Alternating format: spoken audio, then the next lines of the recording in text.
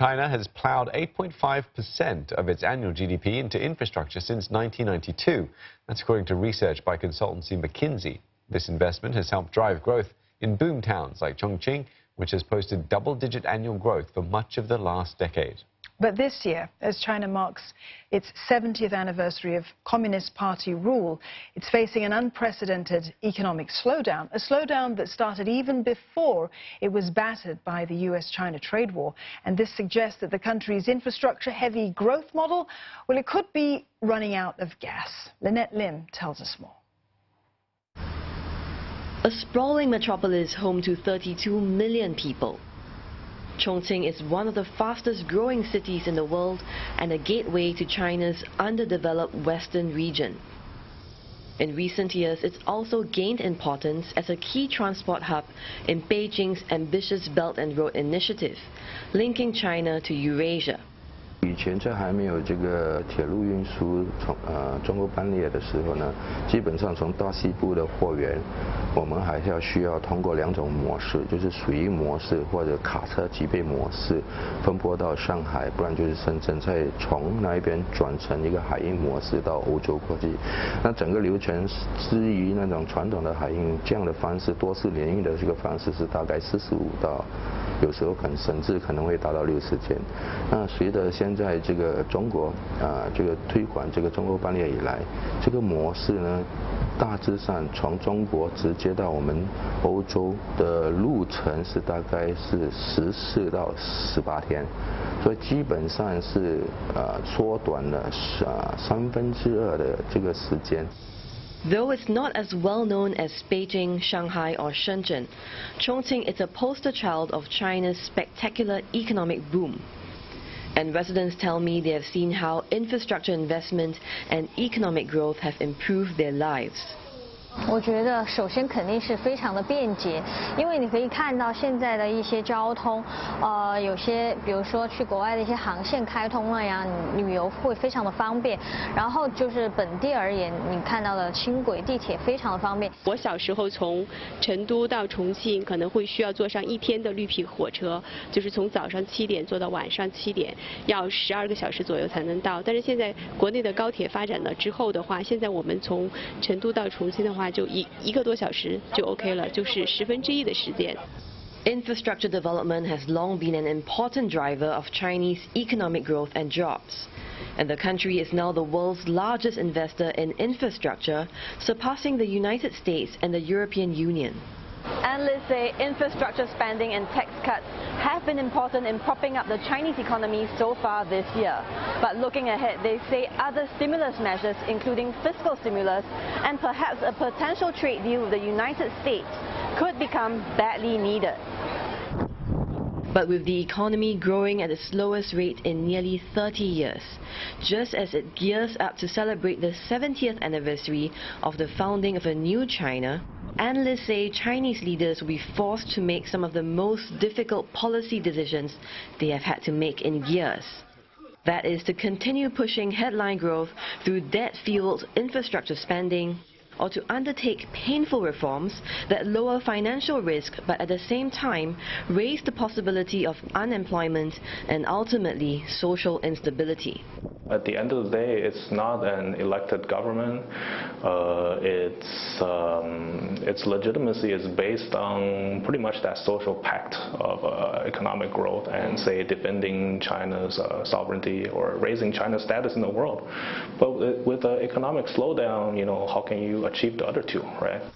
Over the last 70 years, China has transformed itself into the world's second largest economy. But with its infrastructure-heavy growth model appearing to reach its limits and a fast-aging population, China may very well grow old before it becomes rich. Lynette Lim, CNA, Chongqing. And for more, Dr. Chen Gang joins us in studio. He's Assistant Director and Senior Research Fellow at the East Asian Institute at NUS. Firstly, give us your assessment then of China's achievements when we talk about infrastructure development and how that sort of contributed to its economic growth.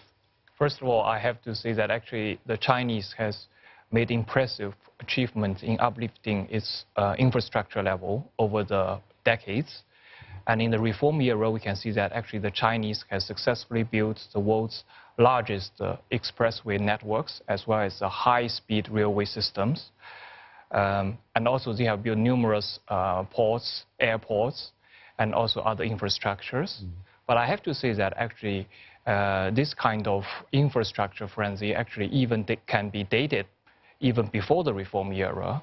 Even during the Cultural Revolution, you can see that actually the Chinese were good at building some kind of mega projects like the Nanjing Bridge over the Yangtze River. And also, if we look at the Chinese history, we can also see that actually Chinese are pretty good builders. We see a lot of mega projects like the Great Wall or the Great Canal. So actually the Chinese has this kind of tradition of building things. And how has it contributed then to sort of its economic growth? Actually, if we look at the past 30 years of Chinese economic miracles, we can see that the fixed asset investments, which is very closely related to the infrastructure building, actually is one of the major driving force of China's economic growth. The consumption at that time only played a very limited role. But these days, actually, Chinese actually are shifting their economic model from the infrastructure and the trade driven to the consumption driven. That said, the infrastructure still plays a very important part because the Chinese are still not only building infrastructure inside China, but also outside China. So on that point of it being this economic miracle, certainly we have evidence of that. But Beijing has been leaning more heavily recently on fiscal stimulus to address the current downturn.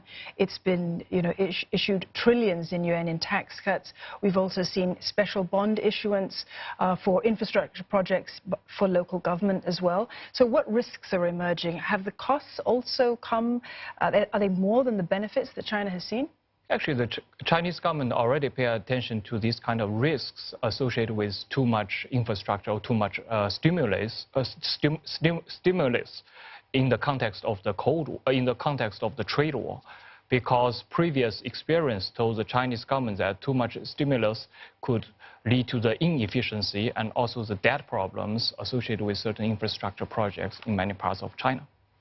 Now, there are some sort of skeptics or critics that would say that all this infrastructure development is not purely just for solely for economic ends. It's also as a means of sort of appeasing. We heard in the soundbite there about the social compact with the people of China, in that it, to uplift everybody and to sort of keep everyone happy with how China is being governed.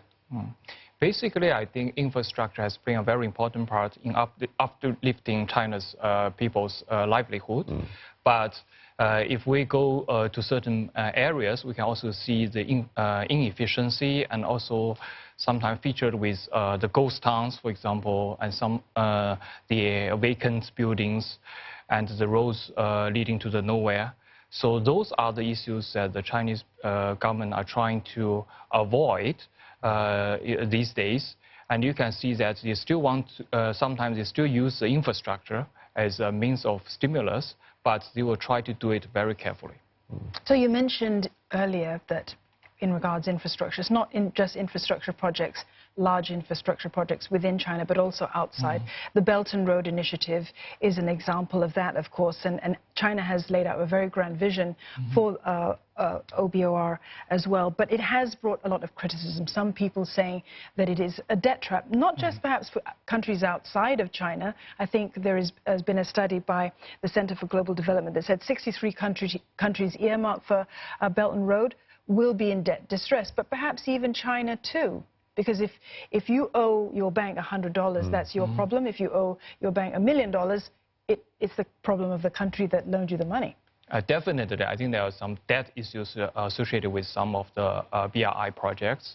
But whether it's a kind of debt trap, I'm not so sure, because that relates to the intention of the Chinese government. Because when you talk about trap, it means that you intentionally want to trap someone or some government into kind of problems. So if we look at China's domestic experience, we can see that actually the debt issue related to the infrastructure building actually has been quite rampant. Yeah, so the ghost towns actually used to be a very big challenge, and also the local debt issue, a very big challenge for Chinese economy. So you can see that to some extent it's a kind of unintentional consequence, because we all know that all these infrastructure projects related to huge investment, and sometimes the profits are not so satisfactory. But I think over the time, the Chinese government, as well as those Chinese builders, are trying to learn the experience and lessons from the past failures. Moving forward and away from infrastructure, China is also investing heavily in tech, 5G, AI, these sorts of things, industrial internet, fiber optic communications. What do you think that means for China going forward in sort of its next phase, I suppose, away from industrial development, and also what that implications could be for us here in Southeast Asia?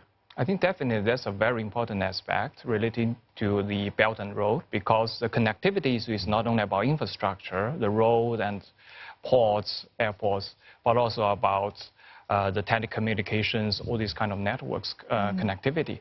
And also we can see that these days China has become a leading player in the 5G networks and also in other infrastructure networks. So I'm quite sure that there's a huge demand in the developing world for this kind of infrastructure building capacity from China. Okay, well, thank you so much for coming in and talking with us this evening. Dr. Chen Gang, Assistant Director and Senior Research Fellow at the East Asian Institute at NUS.